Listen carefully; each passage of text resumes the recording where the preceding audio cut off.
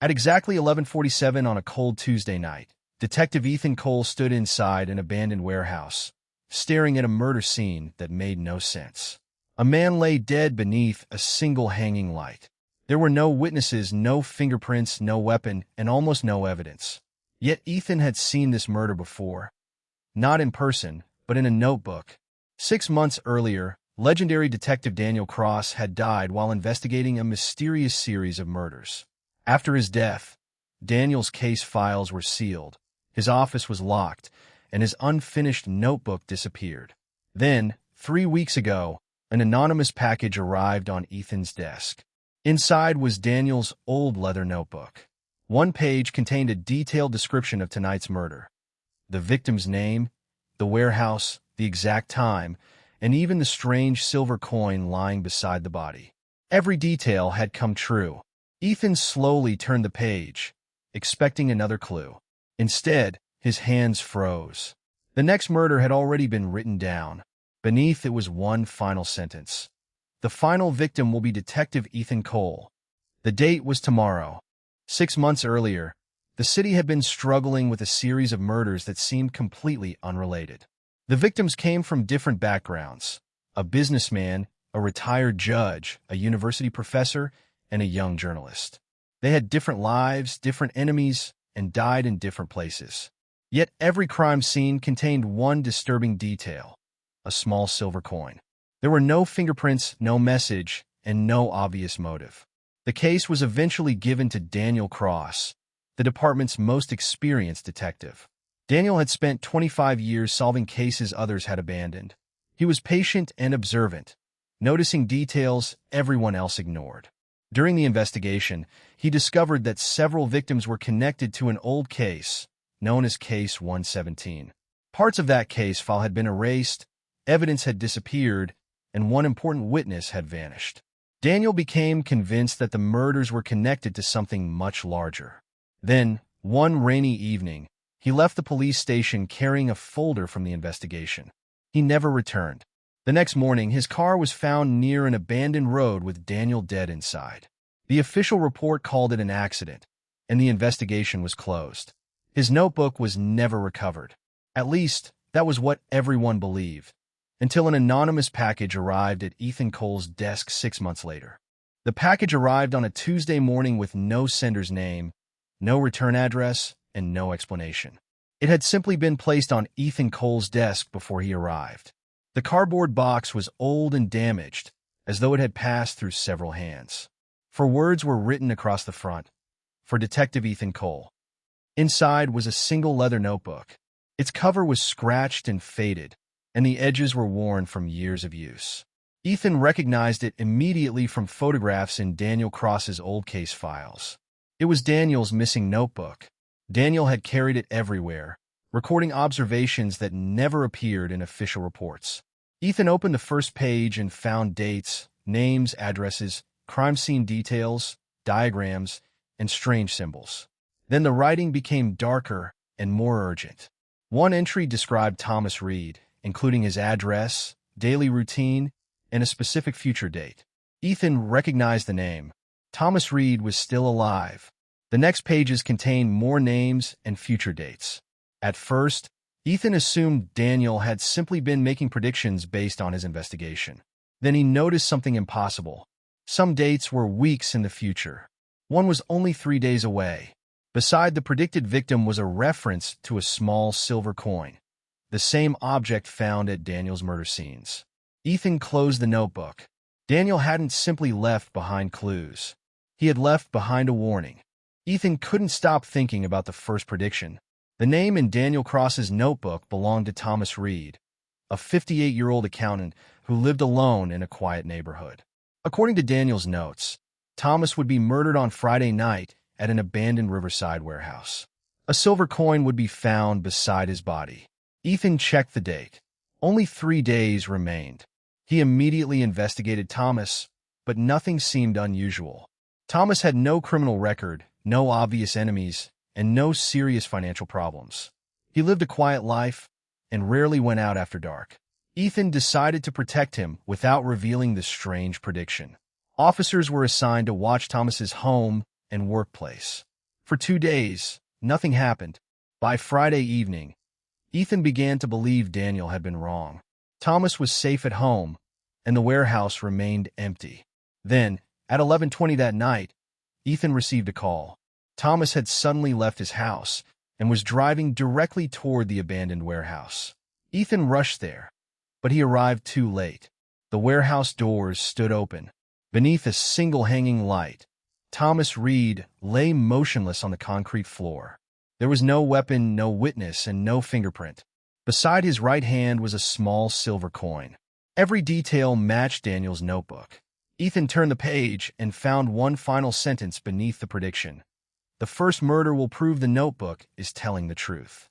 Then he saw another name. After Thomas Reed's murder, Ethan stopped thinking of Daniel's notebook as an old detective's notes. It was evidence. If the first prediction had come true, the second had to be taken seriously. The next victim was Laura Bennett, a 46-year-old investigative journalist. Daniel had written that she would be killed 2 days later at exactly 9:15 in the evening. The predicted location was an underground parking garage beneath an old hotel. Once again, the silver coin was mentioned. Ethan refused to wait. Without telling Laura about the notebook, he arranged discreet protection around her apartment and workplace. Plainclothes officers monitored the hotel garage and covered every entrance. For the first time, Ethan believed he could stop the killer. On the predicted night, Laura entered the hotel while officers followed from a distance. At 9 o'clock, nothing happened. At 9:10, still nothing. Then the clock reached 9:15. Nothing. Ethan began to wonder if the prediction had finally failed. Moments later, his phone rang. Laura had been found dead, but not in the garage. She was inside a locked storage room on the 6th floor. Ethan entered the room and froze. She had been killed exactly as Daniel described, and the same silver coin lay beside her body. Only the location had changed. Then Ethan noticed Daniel's warning. When they know you're watching, they will change the scene. The killer wasn't simply following Daniel's predictions. The killer knew someone was reading the notebook, and that meant someone was watching Ethan. Ethan returned to the station with one thought dominating his mind. The killer knew. Someone had watched the police protect Thomas Reed. Someone had noticed the surveillance around Laura Bennett. When officers surrounded the predicted location, the killer had simply moved the murder somewhere else. Ethan reopened the notebook and searched every page for anything Daniel might have left behind. Most of the entries were written in Daniel's familiar handwriting, but one sentence beneath Laura's prediction looked different. The ink was darker and newer. It read, "Stop trying to change the future." Daniel had been dead for 6 months. Who had written it? Ethan sent the page to a forensic handwriting specialist.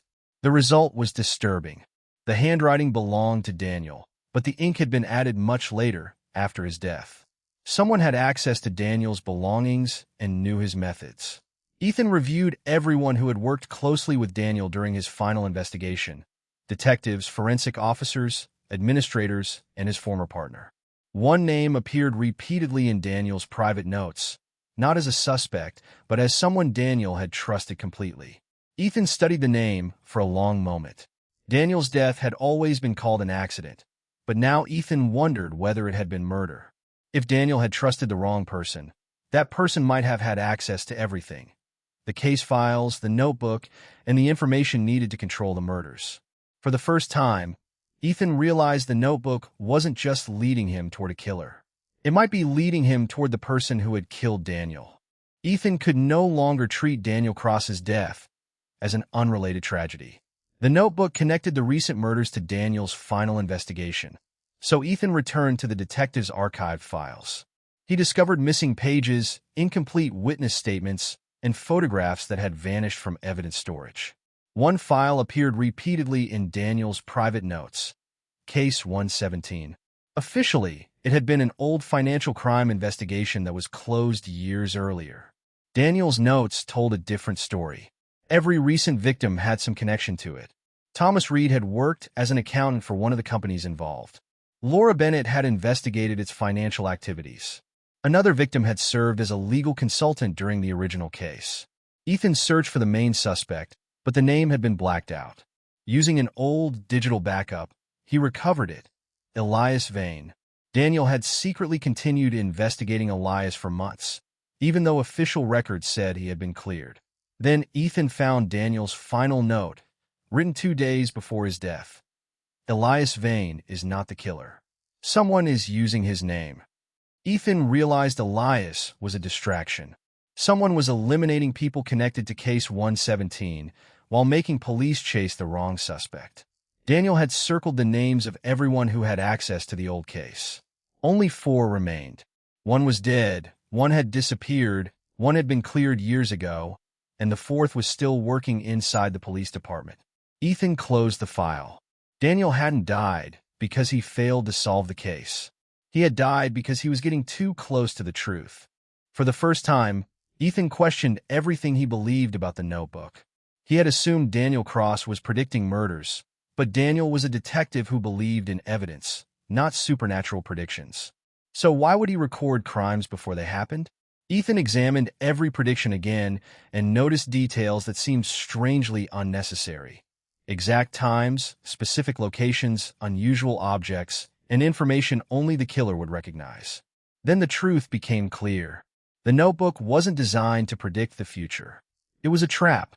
Daniel had written possible future murders using information he had secretly gathered during his investigation.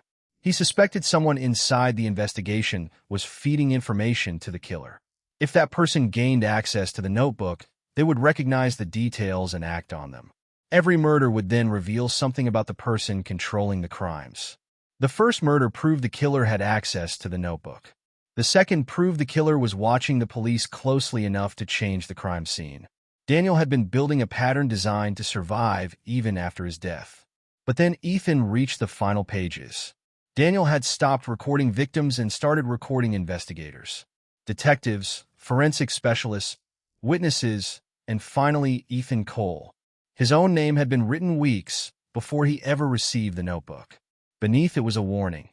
If Ethan finds this notebook, the killer will come for him next. The anonymous package hadn't been sent to help Ethan. It had been sent to bring him into Daniel's unfinished trap. The final prediction gave a date, a time, and a location. Tomorrow, 11:47 p.m., inside Daniel's old office. Ethan stared at his own name in Daniel Cross's notebook. The date beneath it was tomorrow, the time was 11:47 p.m., and the location was Daniel's old office, a place locked since the detective's death. Ethan could avoid it. He could hand the notebook to the department and surround the building with officers. But Daniel's notes suggested something different. The final prediction wasn't simply describing Ethan's death. It was describing the moment when the killer would finally reveal himself. The page listed an old desk, a broken wall clock, a tape recorder, and one sentence. He will come when Ethan believes the case is finished. Ethan understood the trap.